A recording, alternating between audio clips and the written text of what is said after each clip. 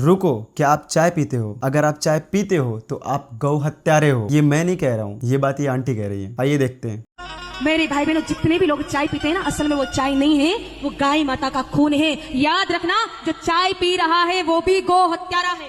आप चाय P P करके गौ हत्या को बढ़ावा दे रहे हैं। मेरे भाई बहनों, जो असली चाय है वो तो बागानों से मिलती है, आसाम के बागानों से, और वो असली जो चाय है वो मिलती है 7,500 रुपए किलो। अगर आपको ये वीडियो पसंद आ रही है तो वीडियो को लाइक कर दीजिए। सोचिए, जिस देश में देश की रक्षा करने वाले ही नफरत फैलाना शुरू कर दें तो उस देश का क्या हाल होगा। अभी सोशल मीडिया पे एक वीडियो काफी वायरल हो रहा है, जिसमें एक ऑफिसर ये कहता हुआ नजर आ रहा है, जिम के अंदर कोई भी मुस्लिम नहीं आना चाहिए, चाहे वो फिर वो ट्रेनिंग लेता हो या ट्रेनिंग देता हो। यहाँ कोई भी मोहम्मद ना आएगा और ना ट्रेनिंग देने आएगा, ना ट्रेनिंग लेने आएगा।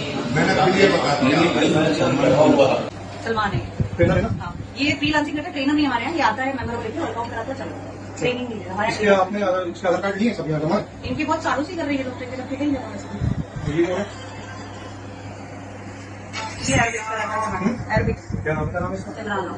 इसका भी आधार कार्ड जमा सबकी जमा है।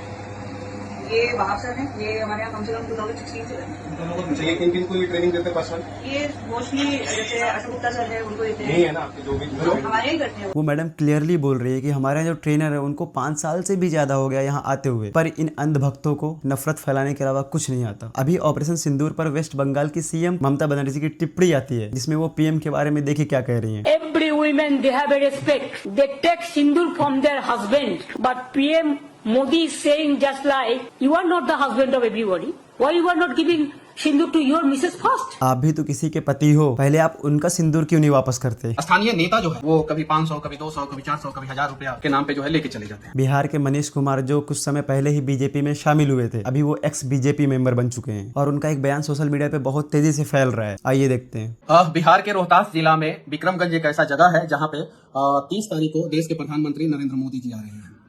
मोदी जी इस देश के अलग अलग राज्यों में रैली करते हैं, सभाएं करते हैं। सबसे ज्यादा भीड़ जो है बिहार में जब सभा करते हैं तो उस समय होता है। गुजरात में जब मोदी जी सभा करते हैं तो उतना भीड़ नहीं होता है। महाराष्ट्र में सभा करते हैं तो उतना भीड़ नहीं होता है। साउथ के राज्यों में सभा करते हैं तो उतना भीड़ नहीं होता है। मोदी जी खुद गुजरात के हैं, लेकिन सबसे ज्यादा भीड़ मोदी जी के सभा में बिहार में होता है। उसके पीछे सबसे बड़ा रीजन ये है कि बसों में भर भर के स्थानीय नेता जो है वो कभी 500, कभी 200, कभी 400, कभी 1000 रुपया के नाम पे जो है लेके चले जाते हैं सभा में। इनका सीधा सीधा ये कहना है कि जो मोदी जी की रैली में लोग आते हैं उनको 500 रुपए, 200 रुपए, 400 रुपए देकर बुलाया जाता है। कुछ समय पहले ये बीजेपी के बहुत गुणगान गा रहे थे। रविंद्र वर्मा जो कि डिफेंस टेक में as a mechanical engineer job करता था, उसको गिरफ्तार कर लिया गया है क्योंकि वो पाकिस्तान के लिए स्पाइंग करता था, सेंसिटिव इन्फॉर्मेशन लीक करता था। आपको पता है उस डिफेंस टेक के अंदर फोन अलाउ नहीं थे। उसने नोट पेपर पे डायग्राम बनाकर और ऑडियो नोट्स बनाकर पाकिस्तान के साथ साझा किया। आपको मीडिया में इसकी बहुत कम चर्चा मिलेगी। भगवान ने मेरे को मैन्युफैक्चर करते हुए बहुत ज्यादा हक दिया।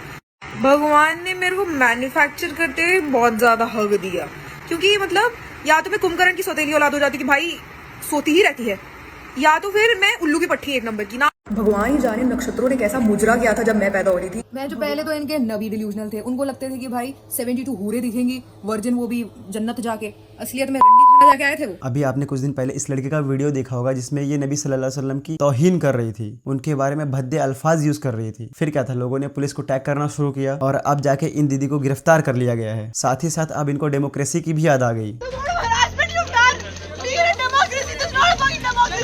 बेहतर यही है कि फ्रीडम ऑफ स्पीच के नाम पर हम इतना भी आगे ना बढ़ें कि लोगों के धर्मों की आस्था को ही ठेस पहुंचा दे, फिर चाहे वो कोई भी धर्म हो। किसी भी धर्म के बारे में कुछ ऐसा बोलना जिससे कि लोगों की आस्था पर ठेस पहुंचे, ये टोटली रॉन्ग है और इसके खिलाफ सख्त से सख्त कार्रवाई होनी चाहिए ताकि ये एक एग्जाम्पल बने आगे के लोगों के लिए।